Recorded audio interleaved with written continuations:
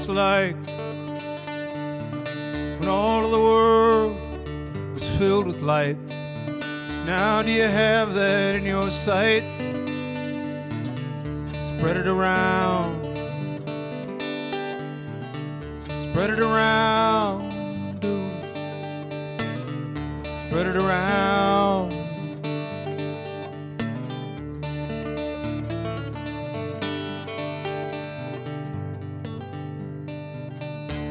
Have you had joy in your days?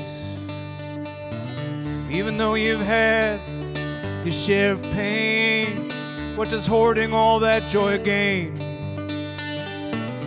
Spread it around. Spread it around, dude. Spread it around.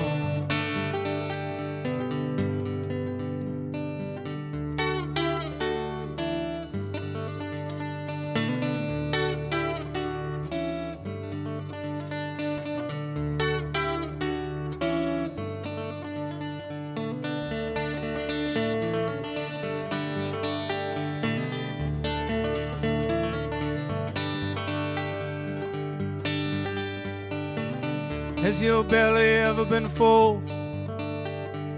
And have you fed your family too? Does your table have just a little more room? Spread it around, dude. Spread it around, dude. Spread it around.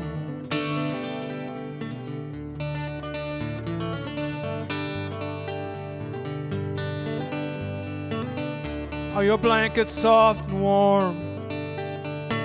Does the roof above your head keep out the storm? Can you save someone else from being cold?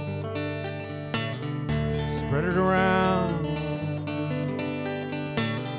Spread it around, dude.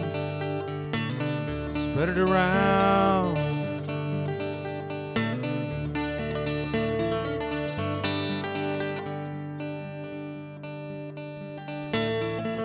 True about love. It'll die if it's covered up. It's gotta be all given away, so we can all feel the heat of its rays.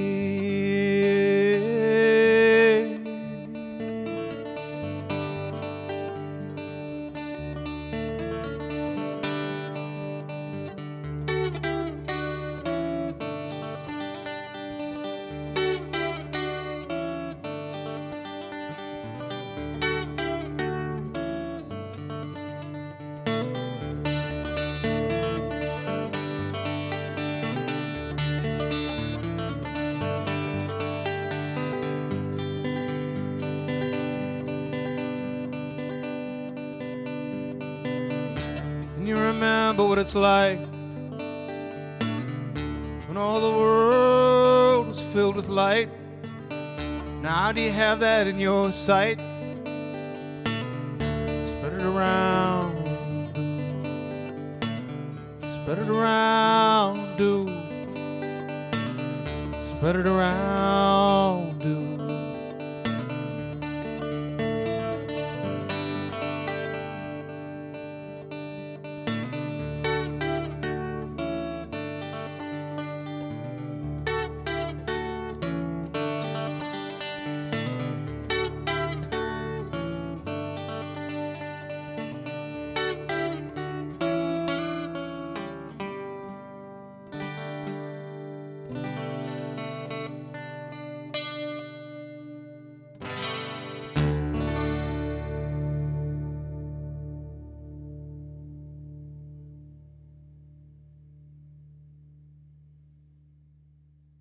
Hey, I'm Jade. I'm the music director and one of the hosts here at The Current, and we are so excited to welcome you to Line Check.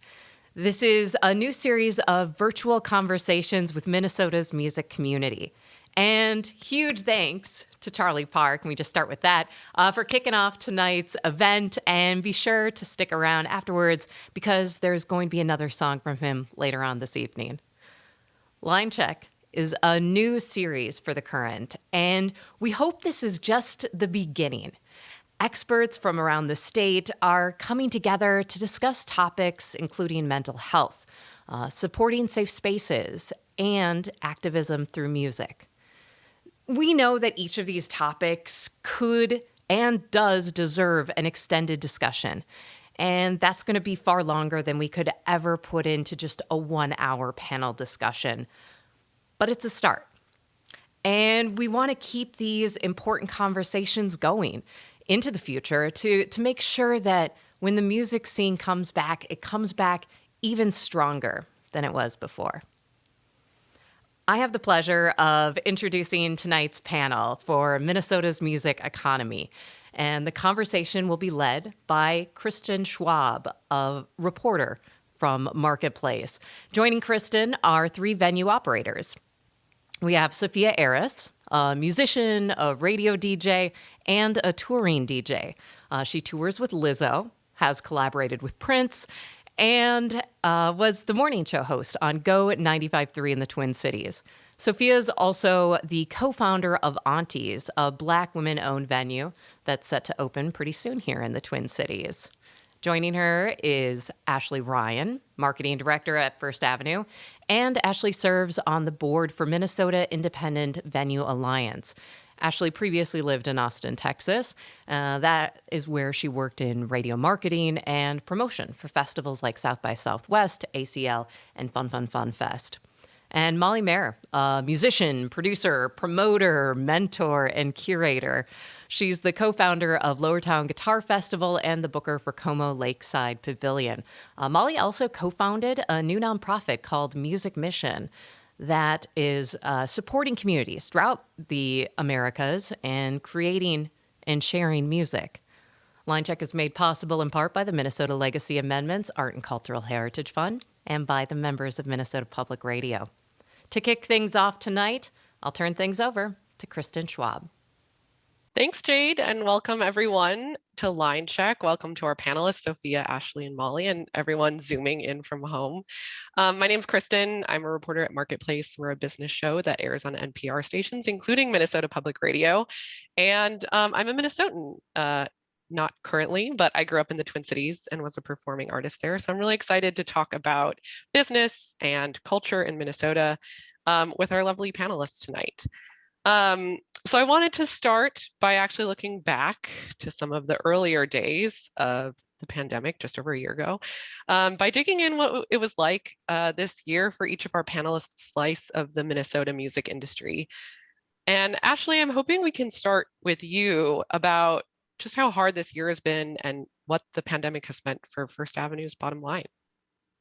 Yeah, well, it was a really hard year for everybody. I mean, we just want to sort of acknowledge that first. And it was a difficult year for music venues, absolutely, for touring musicians, I mean, really for everyone. But it was like one day we were busier than we've ever been, and the next it was all turned off. And that was a pretty wild and jarring kind of moment. I mean, I think everyone has that same sort of shared experience of we'd all been hearing, like, maybe this is a little more serious than we thought. Maybe we will have to close for a week or two while this gets figured out. Maybe we'll have to close even for a month. But like I said, it's sort of like one day we were as busy as we've ever been, and the next day we were closed indefinitely, and we're at 15 months of being closed right now. So it absolutely massively affected or impacted our bottom line. You know, we sell concerts and live experiences, and what we do is intentionally try to get large groups of people to gather in a room together. And that's really what you were not supposed to do. So it was hard. We've kind of, a lot of, I think, venue folks have joked, like, you can't do fast food music or takeout music, right? Like, people were creative. They came up with all kinds of different ways to present music over the past year. Obviously, live streams, you know, took on a whole new amount of relevancy. But when it really comes down to like the core of what we do at First Avenue or any of our other venues, it was absolute total disruption. And Molly, you are not only a booker and festival owner, you're a musician. Can you talk a little bit about what that trifecta was like this year?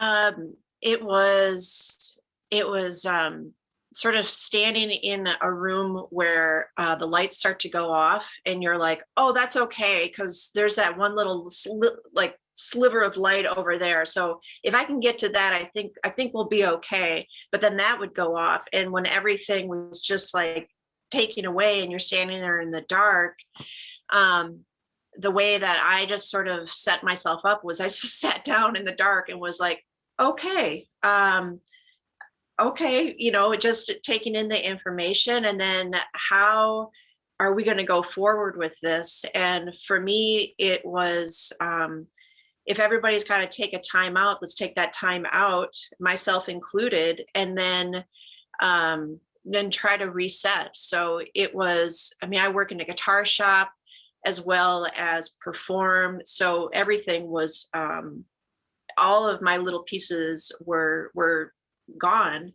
But thankfully, being a musician and being an artist and having to stay creative in a creative environment, I am really used to living with low overhead. So, just it's like a survival instinct kind of kicks in. And I was very thankful to have a space where I could just go, all right, let's just kind of wait the storm out and then see what happens. I was not somebody that was actively doing live streams or anything like that. So for me, it was just sort of to sit back and witness what was happening, and then waiting for the time to come up, and then see if my voice was helpful in any way. Meanwhile, Sophia has a bit of a different story. We talk about staying afloat for a year, but what about starting a business last year? Yeah. Like they said, like everything kind of just stopped. And me personally, I was on tour nonstop for like 2 years with Lizzo. And it was like the ultimate roller coaster of going up, and all of a sudden, whoop, it just went down and had to stop. And coming back home and sitting still was a lot, especially going through everything that we were going through last summer. But I will say it was inspirational to me, just kind of dreaming about, okay, this is not going to be like this forever. One day we are going to open back up. And because of all the turmoil and trauma that the city went through, me and my friend DJ Keezy, and in the beginning, Adriana, we were thinking about just having a space that was owned and operated by Black women, that was a venue in the Twin Cities that I felt like was needed at the time. It was because of not only the uprising that was going on, combined with the call out culture that was happening, the Me Too movement that was happening. It just felt like a space to build a dream, and although a lot of venues, it felt like, how are you going to think about a venue right now when we can't even see the end? But it was the best time to build something, because we were still. So by the time we open back up, this place can be operated and functional. And so we stopped and just took the time to just, announce what we're doing, and just talk to the community and be open and understand what the community needs and what they would want in a safe space, because that was something that was being used a lot, that term safe space. What does a safe space mean? And understanding that you can't really just guarantee a safe space. People are spontaneous, but what are things that can happen within this space that can make it feel safer, and so it's just been a really exciting journey to be on, and I'm really excited to finally open the doors in the future to this. We spent a lot of blood, sweat, and tears in it, but we're really excited. Yeah, you all already mentioned pivots and time you took to kind of evaluate what you want for your work in the future. What kind of pivots did you all have to make this year? What worked really well that maybe you would have never thought to do that you might keep on doing? What didn't work? I kind of want to hear about what you did to stay afloat. For me? Well, yeah, whoever would like to. Sorry. Well, I was fortunate enough to have a little bit of money, and I wanted to be smart about how I used my dollars. And so a lot of people were putting up fundraisers, whether it was trying to help with Save Our Stages, the Twin City music community that First Avenue has done, trying to help with people for health insurance or whatever, Auntie's venue. And so for me, I was, because I live in pretty small, I was able to take whatever little dollars I had and use my voice that way. And so starting with that felt like it was a moving forward and taking some sort of energy with all of the stuff that was going around, and everything is deconstructing. And so trying to be positive in how we are going to rebuild however this is going to look. So that for me was just like, here's the first step. Where am I going to shop and spend my money intentionally? So that's where I wanted to start, at least.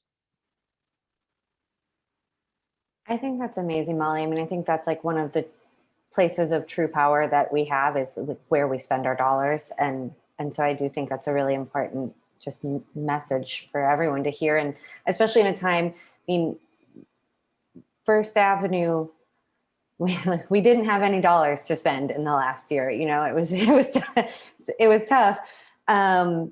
But we really tried to use our platform. And again, we didn't have concerts to promote. So we're like, what do we do to still create community and be engaged and be a part of our community? And so we did a couple of things. One, we just promoted everyone's shows, like live streams. Like if you've got something, send it to us. We'll put it out there. And then we also started promoting community organizations like nonprofits and mutual aid groups, and just like letting people know where they could donate your time if you don't have any cash to spare, or like go volunteer at this place or click this petition here. We really just like, our newsletter reaches a lot of people and our social media reaches a lot of people. And so we just thought about ways to use that for our community. Especially again, this past year, there was just a lot happening and a lot of voices that we wanted to help amplify. So I think that was something, that wasn't, Kristen, to answer your question, like that didn't help us stay afloat. I mean, we sold some merch and we, ask people, but we really tried to ask people like donate to these nonprofits or donate to the trust, help musicians that are out of work right now. We're like trying to talk to the government and have them help us. We'll try to help in other ways. And then now this past week, so we've just started really announcing concerts and shows again for the summer and fall. And this past week, we announced the formation of the First Avenue Fund, which is a new endeavor for us. We're going to start donating to a different nonprofit organization every month. And actually, our staff has input on who the donations go to. And that's going to be based off of ticket sales because we're selling tickets again. But it's really nice to have been able to spend time highlighting these organizations, but now actually get to like funnel some dollars over to them as well. So I think that's something that came out of this past year for us that we're really excited about. Yeah, and Sophia, did this year give you you talked about having the space to maybe experiment a bit. I mean, were there pieces of this year that I guess helped you build a different pieces of the puzzle that perhaps you would have even thought of if you weren't placed under the stress of this year? Yeah, I like to believe I am a builder. Everything I've done, pretty much every career path I've been a part of, I have built from like the ground up. And so when it comes to like this particular project of Aunties, I basically was seeing the city I was seeing it burn. I was seeing things shut down because of COVID and the pandemic. I was just seeing all this property just empty. And I was like, what's going to be built after this? And I couldn't help but thinking like, what's going to be built after this? Because now, you got to break down to rebuild things. And so I guess for me to answer your question, it's like, that was the pieces of the puzzles that came together. I was just seeing this city, and I was seeing what people just crying out for what's needed and justice and like safe spaces and just equality and survivors having a space and like voices for them. It's just everything combined was just an inspiration to just be like, wow, like music to me is what brings this community together. This is what made me fall in love with this community here in Minneapolis and the Twin Cities in general. It's just like the artistry is just amazing. There's always been such a cultivating space here. And so when it comes to venues, they are the glue. And so it was, to me, the puzzle pieces of just thinking about like a new venue to open up. And the end of all of this, when everything can open back up, was that's where all the puzzle pieces came together for me. It's like, it would be nice to have another type of ownership within the community that gave power back to the people that were crying out for justice and equality the most, which was the BIPOC community and women within the BIPOC community too. So that's kind of where the puzzle pieces came from, that to create this space. Yeah. And were there any specific pieces that might continue even when you're in person? Oh yeah, for sure. Yeah. Oh, I will say too. Yeah, definitely the from the time of the announcement of Aunties to now, a lot of things have changed because we had to sit and have a lot of conversations, and we had to listen, and we had to understand what certain things actually meant, and what was actually truly needed, and where we went wrong and where we went right. And so I will say now, just I feel like it's been honed in. I feel like now, it's just going to be a Black owned and operated women venue that we want to be owned and operated by women. And it's just going to be a place that's just going to amplify the marginalized communities from the BIPOC to the LGBTQ to just up and comers. And we just want to uplift as much as we can and give light as much as we can. And venues have been doing an amazing job before us. And we just want to keep the staircase building up and onward. So. Great. I'm going to move into some nerdy business stuff. Cool. I want to ask you all about staffing. For those of you who are dealing with staffs, I mean, were layoffs a thing this year, and where do staff stand now? I'll take it. Like I said, it was one day we were open and busier than ever, and the next we weren't. And a huge amount of our staff are production folks, or the people who are at the box office at the front door when you come in. I think anyone who's sort of behind the scenes in music knows how many people it actually takes to make a concert, a performance, an event, anything happen. It's like everything from a lighting director to somebody sweeping the floor at the end of the night, and all in between. And they're all so important. And without concerts or events for us, for most of those production people, it just meant that we weren't able to keep them employed through these past 15 months. I mean, we, like so many people, let staff go and furloughed people and put people on part-time hours. And, we tried to get as creative as we could.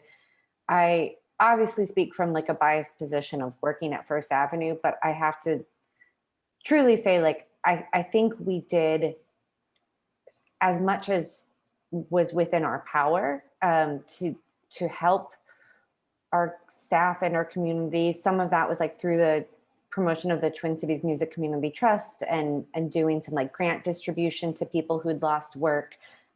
We tried to keep as many people on for, health insurance reasons, and just try to keep people busy, because we knew part of this too was people need a sense of place and a sense of purpose. And so just keeping people engaged as much as we could was important. And now we're actually just talking nonstop about bringing people back in, which is the best feeling, so much more fun to talk about. But we have, I think a lot of businesses, challenges of people left the state. People don't live here anymore. I mean, we have folks who were on our team for years and years and years who are I've always kind of wanted to go back home. And they did. And so now we're kind of trying to figure out where we have holes and what we'll need to ramp up to. But I think there's going to be a lot of opportunity to not only bring staff back who want to come back, but, open the doors for some more people. So that's a really nice place to be. Are you missing certain kinds of workers? I mean, lots of these workers, I'm sure, are highly skilled, have lots of industry knowledge, institutional knowledge about your business specifically. Yeah, we're really lucky in that we have so many people on our staff who've worked at the club for years and years and years. I mean, there are people that work at First Ave that I remember from the first time I ever went to a show. They were 15 years ago or more, So we do have this really deep sort of, like you said, institutional knowledge, but yeah, I mean, we have it's very specialized as well. So if you lose someone whose job it is to like maybe be the promoter rep, who's the person who interacts with the artist and the artist team when the band pulls into the garage, like that's a pretty specific skill set. And you have to know how to do a lot of different things and manage a lot of different sort of obstacles in a night. And if someone like that doesn't come back, it's not quite the same as maybe like an entry level position that we'll have opening up. You're really trying to find someone who has a little bit of experience, but also at the same time, you know, we want to, like I said, throw the doors open wider and like bring new people in. So it's kind of, we'll probably have like a positive like surge of, I don't know if this is the right thing to say, like young, hungry people who want to get in and like get the experience. And I think that'll be a good thing too. Molly, are you experiencing any of these types of staffing things at your festival or in any of your other work? No, because I'm an independent contractor for venues. And so venues will hire me and I'll put together a series for them. So that part I'm not really involved with. With Como, I would help with getting sound people together. And if I was going to run sound, great. But if I had to get some other people. So last year we were still booking for the concert series, like into May, I think. And then with the murder of George Floyd, the venue wanted to continue to book. And for me, it was like, this isn't the time. You know what? Let's not do that. And let's not try to encourage groups of people to gather here versus maybe where else they should be gathering. And I'm not that deeply involved with Como. So for me to go in and go like, hey, let's change this up. And maybe we could try to do some, some better work. That's not my place, nor where I wanted to put my energy. So as far as staffing goes, it's just me.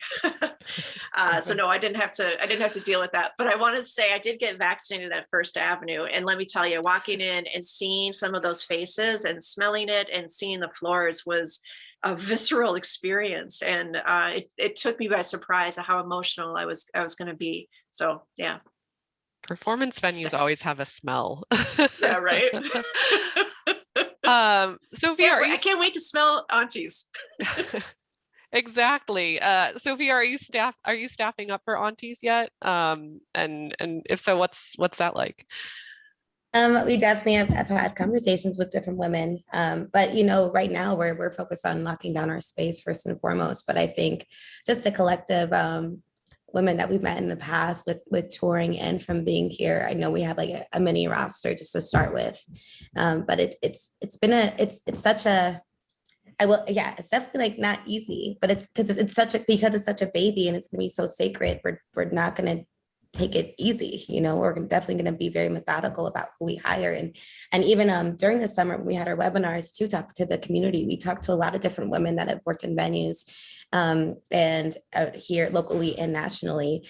And we talked to a lot of women security guards because of us wanting to be like mostly staffed by women. Like honestly, I would love it to be all women, but that's something that we will find out as time goes on. But just talking to the way that women's security handles situations versus how men handle situations was really enlightening. And I do believe that it's totally possible to just have a straight woman staff, including security and bartenders and everything. It could be an extremely well operated venue. But just like the way, and First Ave was an amazing mentor in this process. Like they allowed us to sit and just talk to them for like hours and ask them like all the questions in the world with their security staff. And it was like just so enlightening, but the way how do you de-escalate, you know what I'm saying? And just the difference and like how you handle confrontation. I mean, granted, people are gonna be drunk and they're gonna be crazy, especially when things open back up. Oh my God.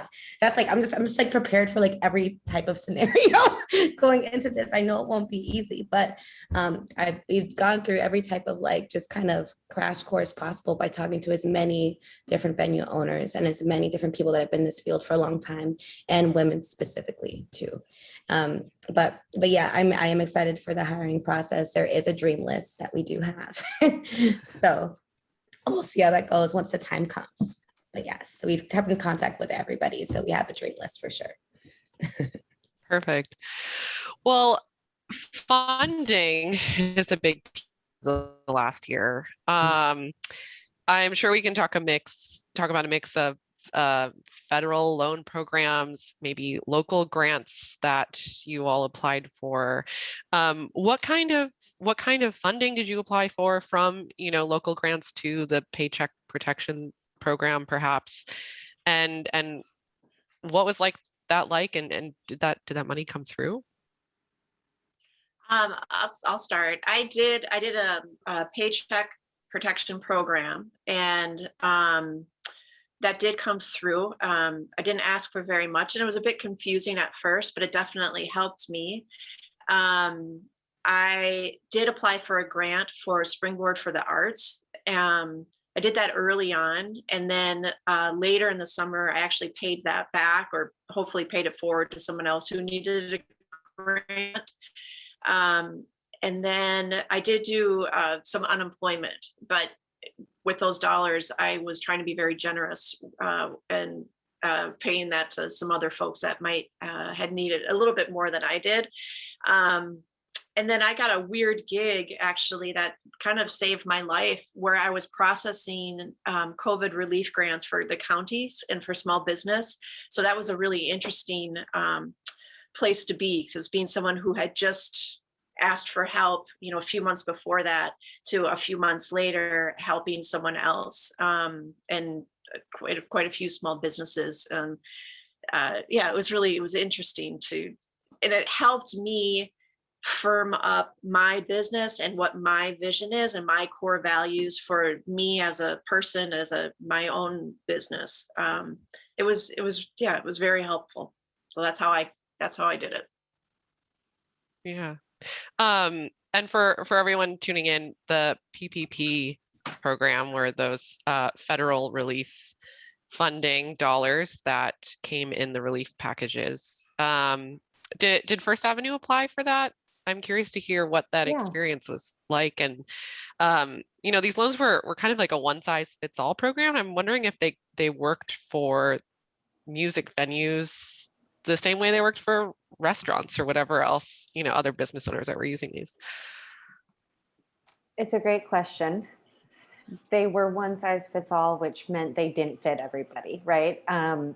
So we did apply and receive PPP, which was, especially very early on, we were so, we're still thankful, but it was just like such a relief in that moment, right? I'm lucky enough not to be the finance person at First Avenue, so I don't know what the process, like the application process, was actually like. But I do know that one of the really early realizations about PPP was it was structured exactly what it's meant for, right? The payroll protection program. So our biggest loss was our employees. We didn't have concerts, so we didn't have employees working. So we actually, and a lot of venues found themselves, this is so crazy, but in the position where this didn't happen to us, but where venues had to give money back. They're like, we actually don't qualify for what you're saying this has to be used for, and we'll be penalized if we use it that way. So that's when the need became really apparent for venues, independent venues all around the country, that this doesn't actually work for us. We don't have staff, or we don't have most of our staff, and that's what this money is allocated for. We do have rent, we do have mortgages, insurance, especially insurance on our buildings that still needs to be paid. There's utilities that need to be paid. And most venues are in big warehouses or old theaters, or, these are rooms that need kind of care and attention as well, even if they're not in use. So all of these other expenses are just piling up, and there's this bucket of money that we actually can't use for it. And so that was this just moment where we're we need something that's more targeted and that actually fits these needs. And that's where it's called SVOG now, which is the Shuttered Venue Operator Grant, but it sort of started under the name of Save Our Stages. And the Save Our Stages Act, there was, a lot of grassroots effort in helping get the word out about that. And I think there were so many artists that got involved. There was a YouTube live stream music festival. There was letter writing campaigns, like 2 million letters ended up being written and letting Congress know like live music venues, entertainment need some help. But it's been a program that's been very, very complicated to roll out. So it was signed into law in December of last year. And obviously we're in early June now, and almost no venues have received any money from it so far. So there have been like 13,000 applications submitted, which shows there's a very real need around the country, right? All of these businesses saying that they're not going to survive. But there've just been so many problems. The website crashed when the applications opened. It was shut for 2 weeks after that. Once people applied, there've been a lot of notices. This is getting really in the weeds, so I'm sorry, but there've been a lot of business owners, venue owners who received notices that said they weren't eligible because they're on a list that says they're deceased. And it turns out a business number, it's called an ITIN, got confused with social security numbers in the application system. And so people were receiving notices saying like, we believe you're deceased. And like the Bowery Ballroom in New York, that happened to them. The guy was like, hi, I'm right here. No, I'm not. And you don't really just like call up the IRS to dispute whether or not you're deceased with them. And so it's just been so complicated for a lot of venue owners and operators. But the good news is the SBA, the Business Association, says that they are processing and that they're working on getting funds distributed. It's just been really tough because December is a long time ago. So it was great that there was this need that was identified, but now it's just like we need it to actually like roll out, because we are trying to open all of these venues are trying to open around the country, but we are trying to rehire staff with no revenue or income from the past year. We are trying to book shows where you do have to put a deposit down on the band to let them know, like, we can pay when you get here. And we don't have any of that grant money coming in yet. So it's tough to sort of open the doors when you're still sort of waiting for the operating funds to kick in. Yeah, I think a lot of these specialized loan and grant programs are having, it's like the Small Business Administration is trying to create an application backend and system overnight for lots of these things. And I think a lot of different industries are struggling through these specific grants. It's like, it's summer now, and here we are waiting for the money, waiting for the applications. Oh, the money is gone before it even opens to everyone. And so the BBP loans, they're only forgiven if you put a certain percentage of it towards payroll. And are these, the Save Our Stages Act, does that bill, is it more open, or are you operators allowed to use it for whatever they want? It's not whatever you want, but it is more open, right? It's not so much defined as like payroll. It can be used for a lot of the things I had sort of outlined earlier: mortgages, rent, utilities, operational expenses, things like that.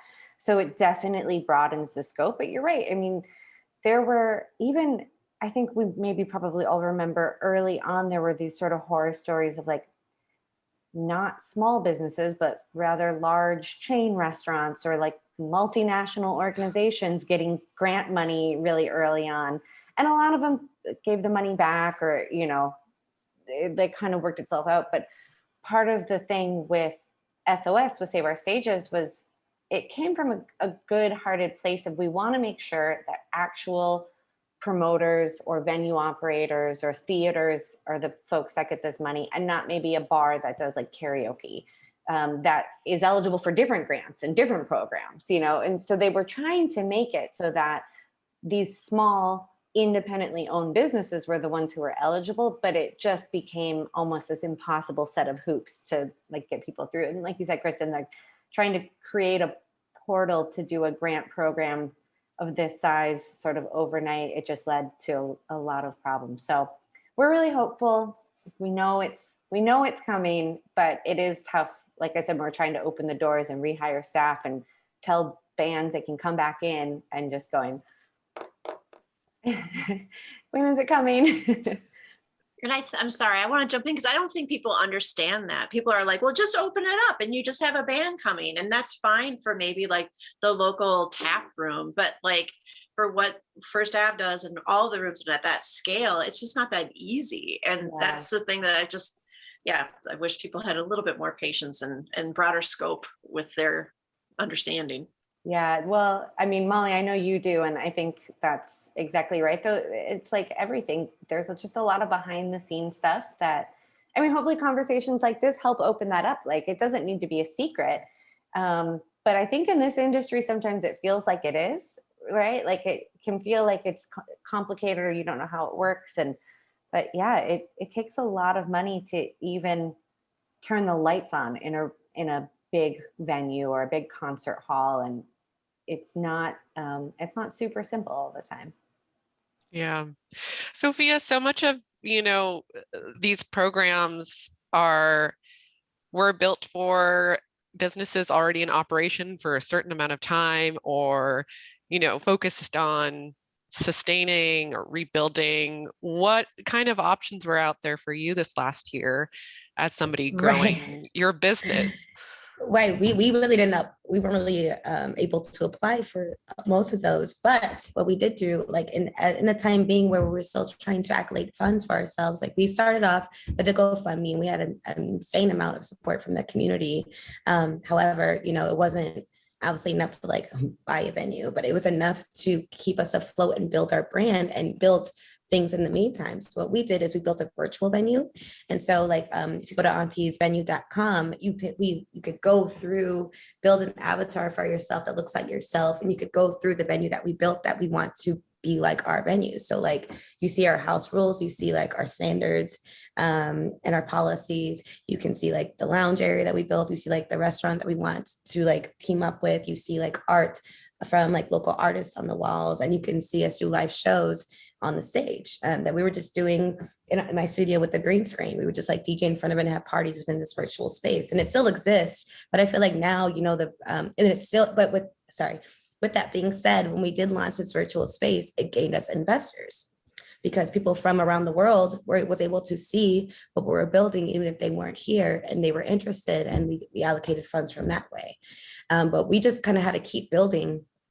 And we had to find other ways to like create funds for ourselves because we weren't officially open, but we were building it. And so, right now we're looking into loans as well, obviously, but we had to have enough funding, which thank you for the community to help us with those funds, to help us build the standard of what we needed to actually get enough to actually buy the physical property. But we had to find some loopholes for sure. But that's kind of how we built our way up there. It's amazing that these tools you built actually just accessed beyond the Minneapolis, St. Paul music community. Yeah, because a lot of like I'm sorry. No, go ahead. Because there's resources that her and I had outside of here, that because of our experience in touring, like our fan base isn't just here. And so we had a lot of support coming in from outside of here that was really beneficial for us. Because everyone just wants Minneapolis to thrive, and they believed in us. So yeah, that was the end. But yeah, we just had to build something so they could actually physically see what we meant, not just read about it. So yeah. Well, I thought I want to talk about the future a little bit, which we're all just waiting for the future. What is booking like right now? Tell me a little bit when you hope or plan to be in person, and just what is it like to plan for a future that is still kind of murky? I'll start. I mean, as far as being a musician, I've got some of my first shows coming up that will be in front of humans and not a screen. And it's it doesn't feel natural, whereas I've been doing it for 25 years. So before it was like putting on a shoe, just you walking with your gear, whether you're hauling your own or other people's. So for me, that part feels odd. And I'm hoping that once I hit that first note, that it's going to feel like riding an unstable bike again, which apparently is something I liked. but as far as booking, I've been hired to book a bunch of patios over the summer, and I've just tried to be more intentional about what is that going to feel like and look like for the artists. Will they feel safe? Is it a safe space? A couple of these are new spaces. Will that maybe artists feel safe loading out at night? I mean, that's something that doesn't get talked about too much. Other than First Ave when you have Conrad walking out to your car. But just trying to be more intentional about the space itself and what voices you're bringing to that space. That's where I've just been spending more time and being more thoughtful about that in the bookings that I'm doing. So, like I said, I'm not on the booking team. I'm on the marketing team, but I can tell you that really, Molly, everything you're saying is really similar, I think, for our team as well. Just really trying to be intentional with choices that we're making as we come back, I think we've all spent the last year thinking about what is this moment that we're just about to approach going to be like? And like, how do we do things for us? Like some of the things, how do we do things in the way that we know how, that we know is like a good practice? And then how do we improve on those? I think I don't think I can say absolutely hands down, it is already busier in terms of the volume that I could have ever anticipated. We, a few months ago, were thinking, okay, maybe Labor Day is when we'll get open back up and we'll sort of start to ramp up, maybe just right around then. And then we thought, maybe there's a chance that in August there will be some shows, but outdoors only. Again, this was, like I said, a few months ago, and the case numbers weren't where they are now, and vaccinations weren't where they are now. And so we were just kind of in the same boat as everyone else, just sort of speculating. And then obviously the vaccination numbers just started being really, really strong, and we started seeing kind of better news every day. And then when the sort of shifting mandates happened here, we heard that we could open like end of May, beginning of June. We're like, what? Really? Is that what? And so we had to talk about that too. Like, how did that feel right for us? Did that feel right for artists? Did it feel right for the fans? And like most of our staff, I think, who were sort of in those conversations at the time were fully vaccinated. And so we were sort of trying to reflect on our own experiences of like, have I gone out somewhere and eaten dinner in a restaurant? Or have I like gone to a store at a busy time when maybe I would have gotten something delivered before? And just kind of trying to feel our own sense of comfort as we like acknowledged where kind of collectively we were coming from. And now we have shows in July on the calendar. So we thought June wasn't quite it for us. July felt a little bit better. And again, we just need time to staff back up, and we need time to let the artists feel comfortable and get ready to, be back in our rooms. But we are anticipating lots of local shows in July and August. I mean, touring bands really aren't kind of there yet. People are still stuck with different restrictions in different states. So that makes it really tough to get on the road. But September, October, we're really seeing a lot of touring artists on the calendar, and we'll still have a lot of local shows then too. But the summer, I think, will be the summer of local shows here, which I'm excited about. All of these musicians haven't played in a long time. They need some support. So. Perfect. And Sophia, I know you said you're still looking for space. What's kind of going on till then? You're going to do some more virtual things. Do you have an idea of when you'll open? So right now we've actually walked through this same space twice. I don't want to give too much away about it just in case, but it is in the Uptown area. It's absolutely incredible, and it's actually scary how incredible it is, because it feels like it's everything we manifested just in this space. And it was a extreme, like, random coincidence that it just happened to be up. But that's what we're honing on right now. We're actually going through the blueprint process right now to understand the renovations that need to be made, so we understand the ultimate financial amount that needs to be invested in it.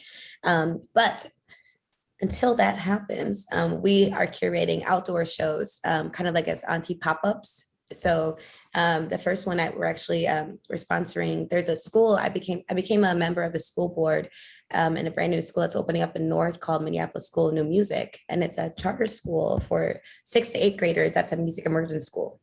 So they need help with enrollment because obviously it was difficult to have a high enrollment when it came to COVID and schools just being like, what's going on in general last year. So to help with enrollment for their fall semester, we're doing a show called Rock Enrollment. And it's us, like Keezy and I, the Gully Boys, Nerdy, and Maria Isa, and we'll just be playing a block party in their parking lot, and Aunties is curating and sponsoring that, and on June 26th. And then Keezy is doing a roller skating party outdoors at the Coven that Aunties will sponsor in July, like the last weekend of July 31st, I believe. And so the next 2 months, those are like the shows that we're going to be throwing that'll be outdoors and still safe, and it'll just be a way to like still have consistency and branding for what we're doing, and it'll show what we want to do when we finally open up. So So yeah. exciting. Yeah. So what does all of this mean for people who are going to come listen to music? I mean, what can people expect the experience to feel like, especially in the early days of being in person? What will that concert going experience be like when you're thinking about all of the precautions we've been taking all year and what people are comfortable with now, and performers too? It's gonna be like a big explosion. I'm just like thinking about it too. It's like, oh my God, people are like go nuts. I'm so excited. I feel like, oops. Oh my God, I got excited. I got excited. But yeah, it is gonna be crazy. And I don't know how you guys feel, but I'm really, it's gonna be intense and amazing. It's gonna be like spiritual, I can't wait.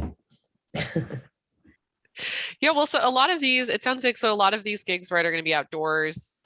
That kind of maybe, I mean, the summertime, it's kind of the perfect timing for stuff to be opening. Summer will make it maybe the transition easier.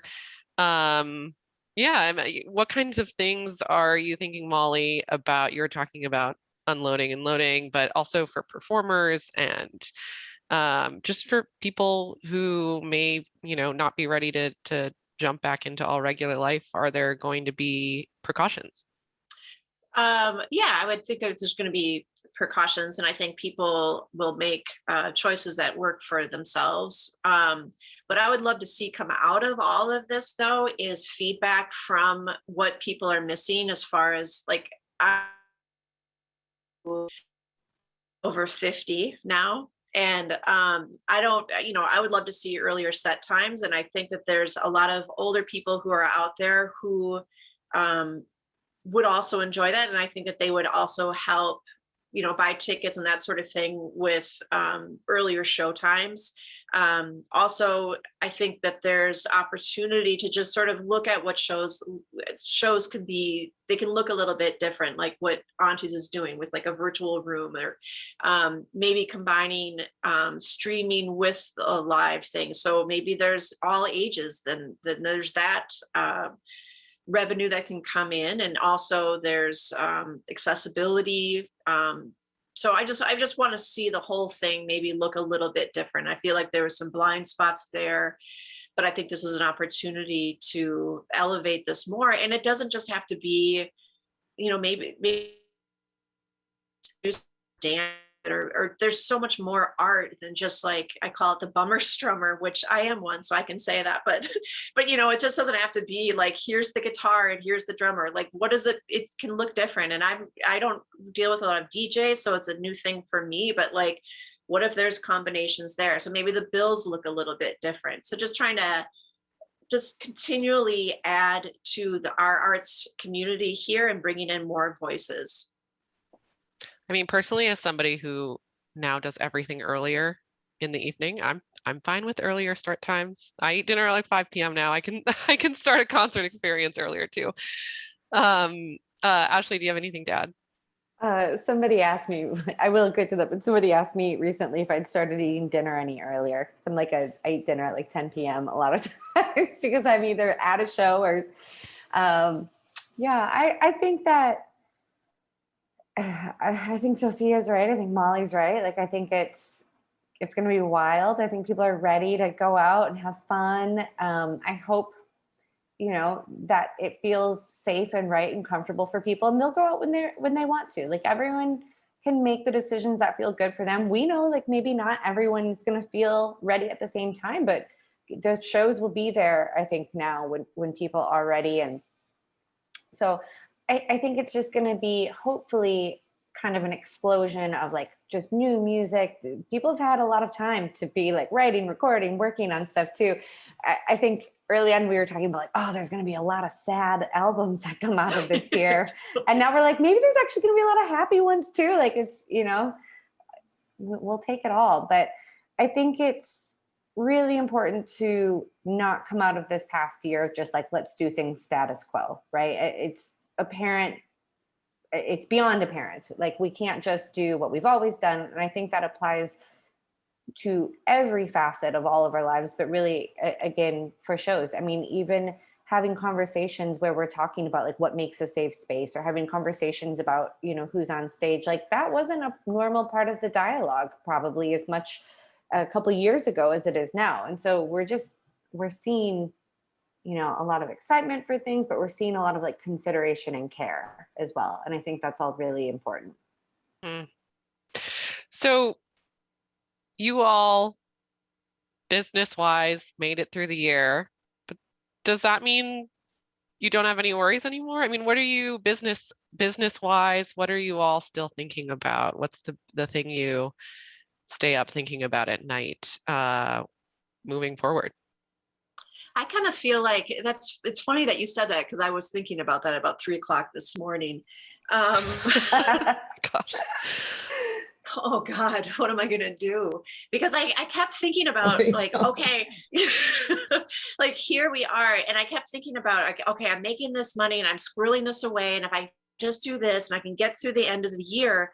And I kept thinking that like, if I just get to this far, it's going to be fine, because everything might go back to normal, but do we really want that? And then I don't know what I just don't know what it looks like. So for me, I feel sort of at the precipice of something that I need to be open to, because I don't know what it is, and it doesn't look like it used to.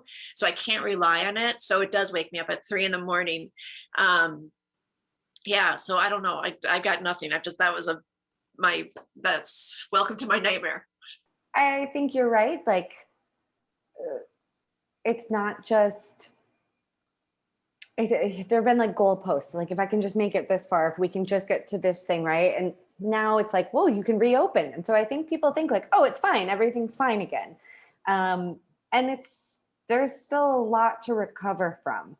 And that's going to not just happen overnight. And so I think we all probably are working through that in different ways, whether it's financially, whether it's rebuilding teams, whether it's getting people in the same room together who haven't been before, artists, fans, you know, just sort of like creating spaces that feel good and energetic and fun and everything again. There's just a lot to recover from. So I don't see us really ever going, okay, like X marks the spot of now it's done, right? Like I think it's ongoing, and that's something too that's been, I think, that's a good thing. Like it should be ongoing. There should be more work that we can do better. Like we can create more events and fun events and safe events. And so I think like the mile markers are just going to kind of keep moving, but that's not necessarily a bad thing.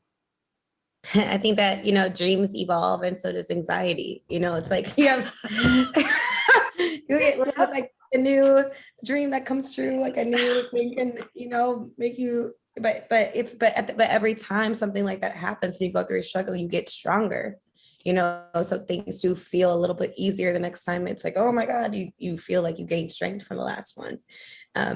So yeah, I have all the thoughts at 3 a.m. Oh my God, because I'm embarking in this. So I mean, I'm sure I'll stay in touch with both of you ladies. We can talk at 3 a.m. for sure. Yeah. Excited.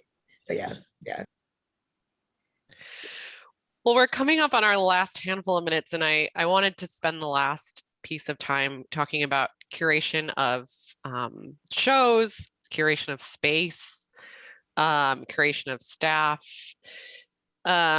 because these are business things from you know, ticket sales to how people feel in a space, and it's been a hard year. So I'm wondering, after this year and a half plus continuing on of the pandemic after the murder of George Floyd, what you all are thinking about when it comes to resonating with your audiences in all these different ways.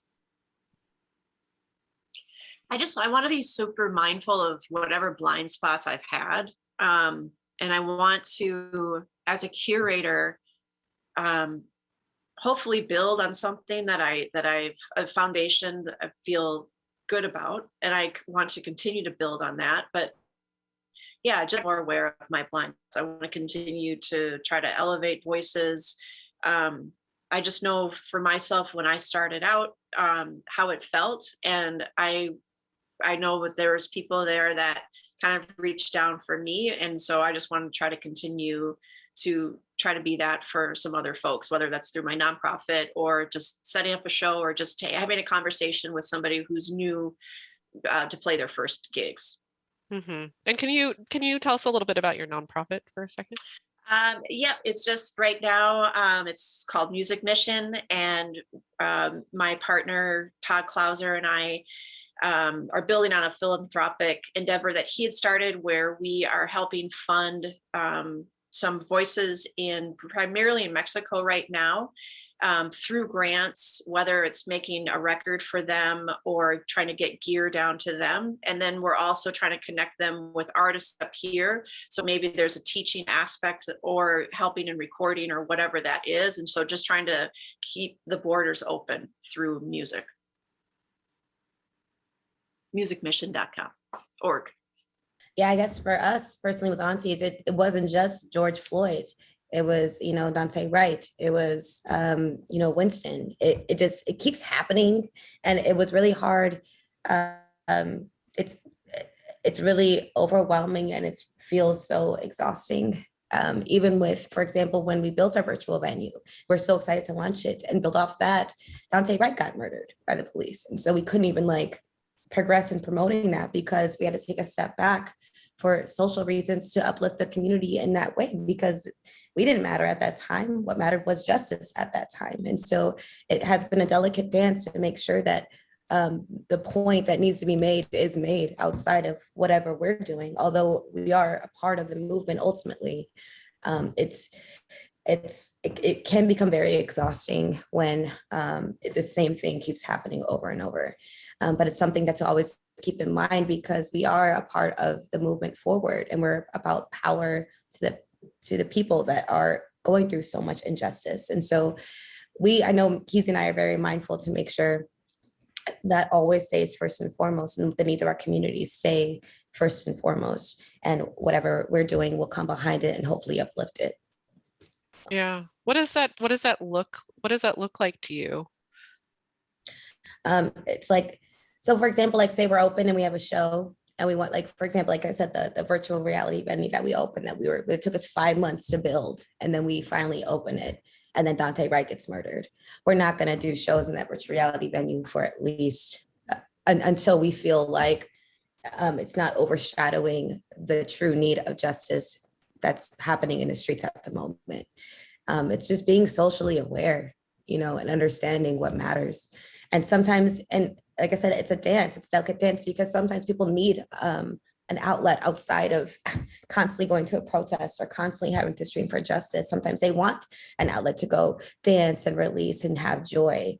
And we can be there for that too. But I know, but when we're out there, we're Keezy's exhausted because she's been out protesting all night. It's been a delicate thing to navigate through, but we know why we started in the first place, and that had to do with the community and what the community needed. So they will always come first and foremost. So I guess, what it looks like, we're still trying to understand that as well. We just want to always make sure that they come first and not whatever we happen to be doing that we want to promote. We want to make sure that stays up in the forefront. So, yeah. Yeah. Ashley, do you have anything to add about just the curation of space of performers after this year? Yeah, we've spent a lot of time talking about or acknowledging what we don't know and what we don't understand and what we're not experts in, and realizing, like, first and foremost, there are people who are experts maybe in spaces that we're not, or in I don't know, in all kinds of ways, right? So like First Avenue, for anyone who knows our rooms, like, we don't book just like one kind of genre in any of our rooms, but it doesn't mean like we're perfect in what we're booking, right? So we're kind of looking to, and when I say like learning or acknowledging or understanding what we don't know, it's like, maybe it's like we don't have this kind of dance night and we just like didn't realize it was missing. There was a blind spot there, or we don't, like, there's so much in our community. There are so many, I should say, people in our community creating incredible music. And even outside of our community, we obviously deal with a lot of touring bands too. So like, how do we make sure that we're not gatekeepers, but that we're lifting people up and we're bringing in people, sometimes old fan favorites and sometimes new people, right? And so just finding like the balance, because, to Molly's point, like, it's what different people want at different like stages in life is different. Like, we have to sort of have it all for people, and not do things that are unintentionally like exclusive or, exclusionary. So we're trying to really just like sit with and know what we don't know and look for other people who are experts in those ways. And then also do the things we know we're good at, and just trying to make sure that there are some fun shows and parties for people, but also realize, like, to Sophia's point, like, the community has to like be at the forefront of what we're thinking about and why we're doing what we do. And we talk about it all the time. Like, First Avenue, we consider ourselves like a cultural hub, not just a music venue. We're a place where people come and share experiences and ideas, and like new bands start because of somebody going to see a band with a friend. And, like, I think about a lot. One of my favorite nights at First Avenue is a night called Best New Bands. And it's like where our booking team looks at like who we've had play over the past year in some of our smaller rooms and their new bands. And then they get to pick like 5 and put them on the stage in the main room, which is a 1,550 capacity room. So you've got bands who've maybe only played in front of a couple hundred people before, they all get to share the stage. And the like most beautiful thing about that night is like every band is a different genre. So you'll have like a country band, and then a punk band, and then a DJ, and then, and it's like, but it all works. And that night is one of the best nights every year. Like everyone who's not working is at that show because they all want to be there for it. And so I just think we're trying to keep that in mind. Like, things that you don't think go together can go together really, really well. And just remembering like, that's a cool way to do things too. Can I just piggyback off what Ashley said? So like when we talk about, like, I mean, obviously George Floyd was a huge tragedy and awful, and a murder, but when it comes to like how to delicately understand like what the community needs from moments like that, I think when Prince died, for example, would First Ave stayed open for 3 nights, whole days in a row. And it was just like, that's what I'm talking about. It's like hearing what the community needs and abiding by it. And at that time, yeah, like if there were venue opens, who knows what could have happened when George Floyd got murdered. But when venues were open, when Prince died, oh my God, First Ave came through and stayed open and let people mourn together in the most beautiful way possible. And that's what I mean. It's like, how do we understand how to be there, because now we're back. And like I said, venues are such a glue for the community, and the way that you can like experience like life-changing moments when it comes to art that you see on stage and really come together and share moments with people. It's beautiful. And you can tell like it's missing, and people miss it so much. And I just like believe in venues so much because I've gained so much, and I've lost my mind and got it back. You know what I'm saying? It's like, it's like a church, but yeah, I'm excited for you guys to be back open in all venues and everyone that is involved in behind the scenes, because I know you guys went through a whole nightmare, and like, you're going to come back. Yeah, we're ready to come back. I just want to go see all the shows. I know, right? I just want to go see all the shows. I say this thing sometimes where it's when I see like a show that's so incredible, and I'll like, if I'm there with someone, a friend or a coworker, I'll look at someone and go, I didn't know we could do that. And I mean, like, I didn't know other people could make us feel this way. And like watching a performance where someone just like, it's like they reach out and like pull you in and make you feel a thing. And, you know, it's like my favorite little, just like you said, it's like a church, but it's like, I just didn't know we could do that. I didn't know people could do that. And it's the best feeling in the world. And I think we've all been missing it. And I'm really, really ready to get back to it. Yeah. Well, I think that's a perfect place for us to end our discussion. We're out of time. Thank you three for joining me tonight. And thank you everyone else who tuned in for this first panel. And with that, I'll turn it back to Jade. Thanks so much to Kristen Schwab and Sophia Aris and Ashley Ryan and Molly Mayer for such a thought-provoking conversation about Minnesota's music economy.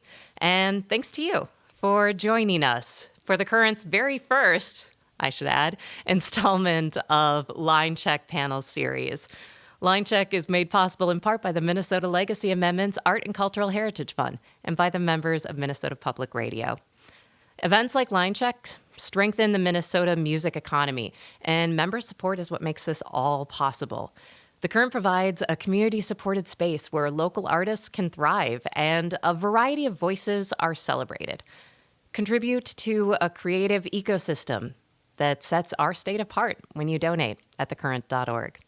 Next Tuesday on Line Check, we're going to be joined by Dissonance co-founder Sarah Souter Johnson, and she'll be speaking with Annie Mack, Davina of Davina and the Vagabonds, and Nazim of Blood, Smoke, Body about mental health and self-care with creatives. Register for the webinar at thecurrent.org. And to wrap up tonight's Line Check, let's bring back Charlie Parr for another song.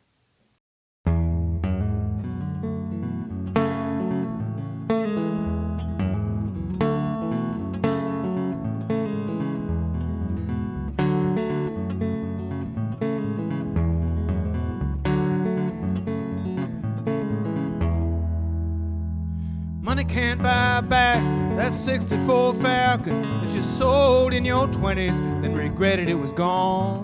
Cause you thought it contained some meaning or some answers to a life that you'd never bothered to question or even take a good close look at.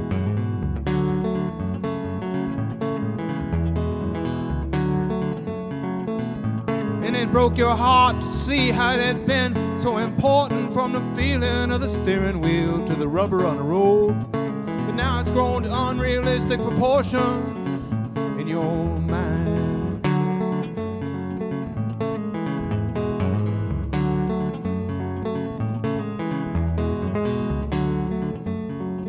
Well, now you're in your 50s. Why can't you forget how the chrome bumper shined in the sun? And if you could just go back, even for a minute, you could forget how you don't even know what it was you lost.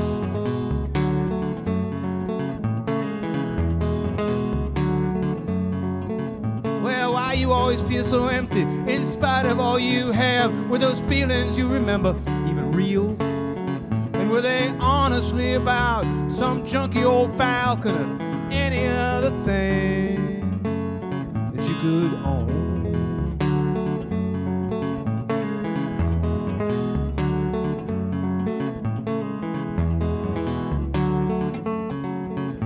Cause now it's all so stale and you'll feel so very old, like you've taken all your old chances and tossed them all aside for some stupid piece of metal, like shiny bits of trash that line the stolen nest of a greedy neighborhood crow.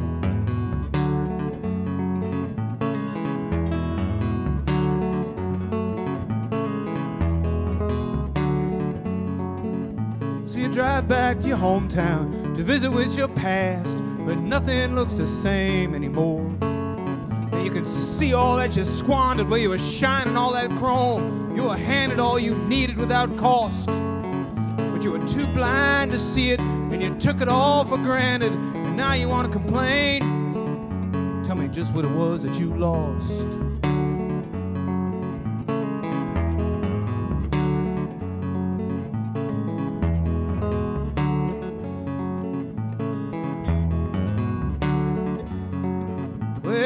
now you start to panic, and your gas is running low, and you need to find some meaning before you're stranded on the road. And when the engine finally dies near a soybean field at dusk, you just sit and watch the sunset turn the entire sky to rust. Turn the entire sky to rust. Turn the entire sky to rust.